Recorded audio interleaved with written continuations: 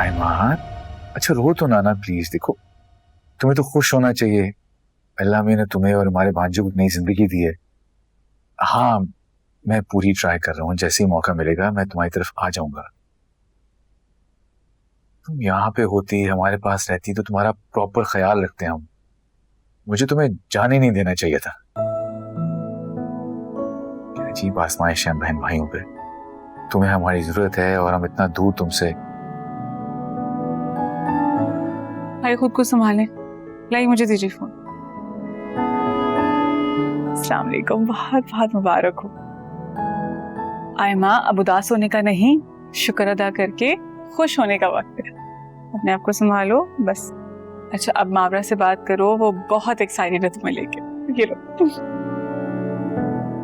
Hello Aima, अपना और baby का बहुत ख्याल रखो। वलीद बहुत जल्द आएंगे तुम्हें मिलने के लिए।